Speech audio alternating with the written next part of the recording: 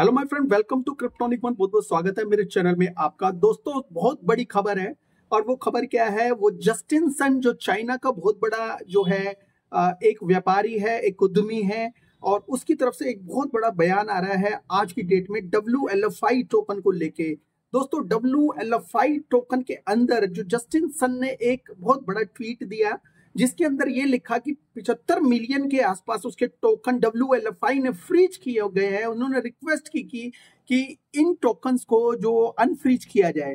ये मामला केवल एक छोटा सा नहीं है, एक बहुत बड़ा मामला है और एक बहुत बड़ा सवाल जो है क्रिप्टो इंडस्ट्री के लिए सामने आता है कि क्रिप्टो क्या सच में डिसेंट्रलाइज्ड है। जैसा कि आपको पता है कि जो जस्टिन सन है एक बहुत बड़ी वेल है अपने आप में, और कुछ एक्सचेंज है और 2 एक्सचेंज HTX और एक और एक्सचेंज है उसके जो मालिक भी हैं, और उसके अलावा जो ट्रोन ब्लॉकचेन के भी ये फाउंडर हैं। तो एक बहुत बड़ी वेल होने के की वजह से, प्लस जो ट्रंप की फैमिली के काफी नजदीक होने की वजह से, इन्होंने $75 मिलियन के आसपास जो है WLFI के अंदर जो इन्वेस्ट किया था, जो फ्रीज हो गए, और फ्रीज हो गए या किए गए क्योंकि जस्टिन सन एक वेल था और वेल के बेचने से WLFI का जो प्राइस है काफी नीचे आ सकता था। ये WLFI के जो है मेन जो टीम को उसको पता था अच्छी तरह, और शायद ये इसके लिए ही हुआ है।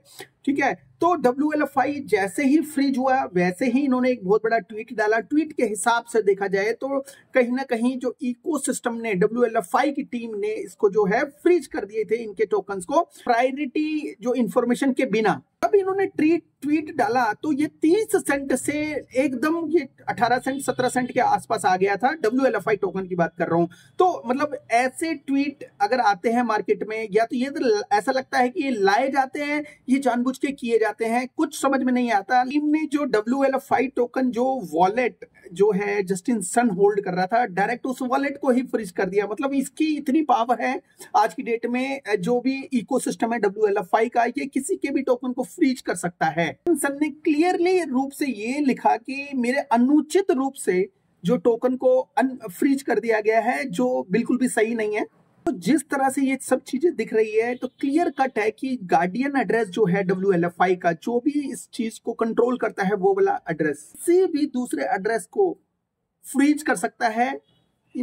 ऐसा लग रहा है कि पूरी तरह से ये सेंट्रलाइज इकोसिस्टम नहीं। जब ट्रंप जो ऐसा काम करेगा तो दूसरे छोटे इकोसिस्टम से क्या उम्मीद रख सकते हैं? ये इकोसिस्टम जो है डिसेंट्रलाइज्ड है, सेंट्रलाइज स्कैम है, कुछ समझ में नहीं आ रहा। सन और एरिक जो ट्रंप है, एरिक ट्रंप जो ट्रंप का जो लड़का है, तो वो कई जो इवेंट्स में एक साथ नजर भी आए हैं।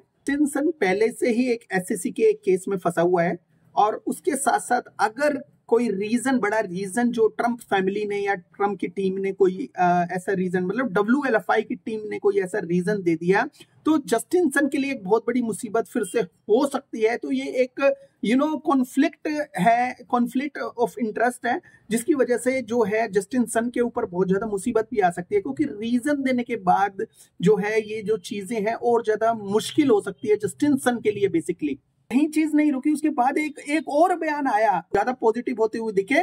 उन्होंने कहा कि WLFI के $10 मिलियन के टोकन और वो खरीदना चाहते हैं, और ये इकोसिस्टम बहुत अच्छा है। अब अकाउंट फ्रीज होने के बाद भी वो ये बोल रहे हैं कि इसको सपोर्ट करेंगे। जनरली क्रिप्टो में ऐसा होता नहीं है, लेकिन इस इकोसिस्टम के अंदर अगर ऐसा हो रहा है तो कुछ ना कुछ ऐसा लगता नहीं आपको कि दाल में कुछ काला है? ये हो सकता है कि कुछ डैमेज अगर हुआ है इकोसिस्टम को, WLFI के इकोसिस्टम को डैमेज किया है जस्टिन सन के कुछ शब्दों ने, उसके ऊपर मरहम पट्टी लगाने की कोशिश की जा रही है। तो दोस्तों, क्रिप्टो इकोसिस्टम जो है, हालांकि सेंट्रलाइज इकोसिस्टम नहीं, डिसेंट्रलाइज इकोसिस्टम कहलाते हैं, लेकिन कुछ लोग इसको अडॉप्ट करते हैं, स्टेकिंग का प्रोवाइड करवाते हैं, या जो वेस्टिंग प्रोवाइड करवाते हैं, वो कहीं ना कहीं अभी भी एबल है जो इकोसिस्टम को कंट्रोल करने में, लोगों के वॉलेट्स को कंट्रोल करने में।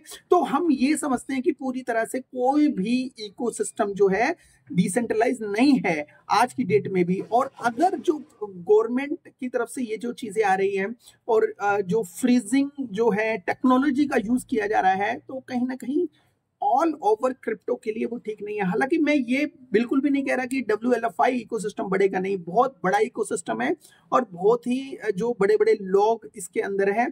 तो जस्टिन सन का जो नेक्स्ट मूव तो आपको पता चल गया कि $10 मिलियन के एसेट फिर से WLFI के रूप में खरीदने वाले हैं। तो WLFI टोकन का जो फॉर लॉन्ग टर्म जो है यूज केस प्लस जो एडॉप्शन लेवल तो अच्छा हो सकता है, बिकॉज गवर्नमेंट इंटरफेयर है और जरा सी अच्छी हाइप की वजह से ये टोकन बहुत अच्छा जा सकता है।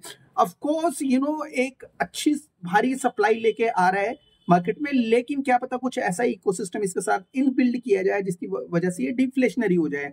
ठीक है, डिफ्लेशनरी इन्होंने अनाउंस किया है, लेकिन पूरी तरह से इसके ऊपर कोई भी आर्टिकल नहीं आया अभी तक। कभी ये कहते हैं कि ये जो इकोसिस्टम है इसने फ्रीज कर दिया, कभी कहते हैं उसके बाद तुरंत बोलते हैं कि 10 मिलियन के डॉलर के मैं असेट फिर से WLFI टोकन खरीदना चाहता हूं। तो दोस्तों ये मेरा आपके लिए सवाल है कि क्या WLFI जो है एक ड्रीम है, एक सपना है, या सच में कुछ सेंट्रलाइज्ड ड्रामा है। तो सेंट्रलाइज्ड ड्रामा कभी कभी ये नजर आता है, बिकॉज इस तरह की जो टिप्पणियां हैं जो एक पॉलिटिकल जो गेम को बढ़ावा देती है। मेरा मानना है कि ये पॉलिटिकल ड्रामा है, बट आपका इसके प्रति अगर कुछ माइंड में कुछ आ रहा है तो प्लीज कमेंट में जरूर लिखिए, बताइए कि आप इसके बारे में क्या सोचते हो। और दोस्तों सबसे बड़ी बात यह है कि ऐसे ही अगर हॉट खबरें आपको चाहिए और आप रेगुलर बेसिस पे ऐसी खबरों को जानना चाहते हो कि क्या हो रहा है क्रिप्टो इंडस्ट्री के अंदर, तो मेरे चैनल को जो सब्सक्राइब करना मत भूलना। थैंक यू वेरी मच दोस्तों, have a good one, take care and bye bye.